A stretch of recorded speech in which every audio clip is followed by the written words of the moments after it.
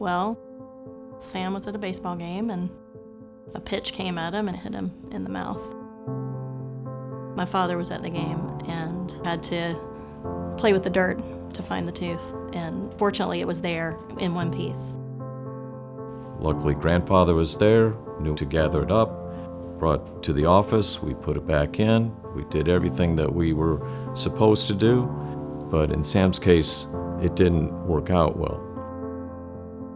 About a year ago or so, I noticed his tooth was getting shorter than his other front tooth, and that started to concern me more at that point.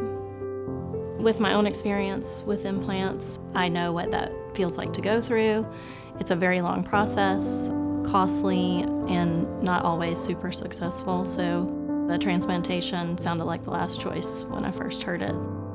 But after we discussed this a few times, I like the idea of it being his own tooth.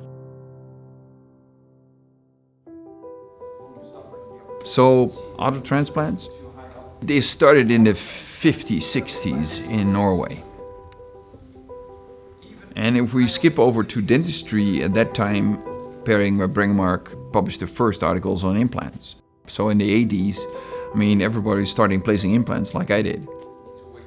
So the complicated procedure of having orthodontists and transplanting teeth was not sexy enough, basically. An implant was faster, you could load it immediately and so on. That's why I think autotransplants didn't pick up. And now we're 20 years later, we can see that implants have a huge amount of problems. They don't grow with the patient, they show peri-implantitis, all kinds of problems that patients now are starting to experience. I start working in Rotterdam together with a colleague of mine who is an orthodontist. And he asked me 15 years ago, transplants, could you do it? So 15 years ago I did my first case. And now we evolved by not just transplanting teeth with open apices, we just started transplanting teeth with fully formed apices. And that was only possible because I started working with an orthodontist. Then an endodontist came in, tell us how to do the endo and when to do the endodontic treatment. Then a prosthodontist came in, when to rebuild the tooth. So we're constantly sharing knowledge. It's a pedo, endo, perio, prosto, ortho experience. That's what it should be. Both Dr. Sonny Long and I have taught here, and we're investigating the possibilities of autotransplantation. We had a couple of cases that we thought were good candidates, and so we decided to learn about autotransplantation ourselves. So we went to Rotterdam for the second autotransplantation symposium, and I happened to meet Dick, shared Sam's case with him, and Dick felt it was a good case, and then we brought Dick to Chapel Hill, and to be able to offer him this almost life-changing option from what we had, it was very cool to see.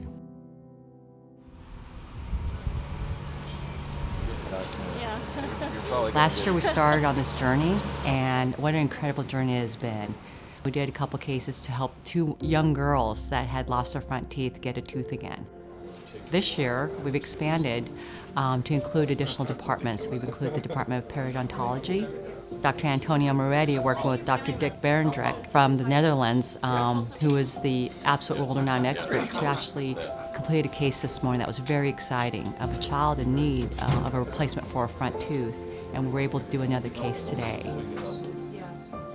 The School of Dentistry is the perfect environment to initiate this type of collaboration with various specialties, various levels of knowledge and understanding converging to one goal, which is to help patients. So autotransplantation, tooth autotransplantation, is actually the perfect example of how different specialties can work together with the same goal.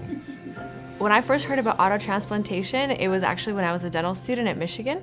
And when I heard about it, it sounded almost too good to be true. Coming here to UNC, we actually have learned a lot about autotransplantation as a treatment modality for patients and the impact that autotransplantation can have on patient care, especially pediatric patients. In this procedure, we really trying to understand and work with what we already know in terms of biology of healing, the importance of the ligaments surrounding the tooth and the surrounding alveolar bone that if properly managed during the surgical procedure, actually have a very successful outcome. The value of the periodontal ligament is that if moved from site A to site B, it has the ability to actually promote the formation of bone around the tooth, and it becomes like a normal tooth with time. Sam, you were the best patient possible. You won the prize today. We are expanding our patient care mission, our education mission by including different residents that can get very excited about this, and also our research mission. I think we're well on our way to becoming the national center for autotransplantation in children, and I'm very excited about it because we've known for a very long time that this is the right thing to do for the kids that we treat. Cool. Just the way you showed us. Yeah. How you feeling? Groggy? My comfort level has increased 100%.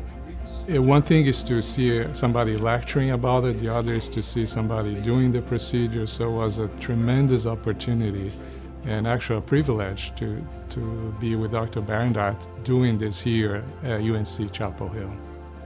I'm basically impressed.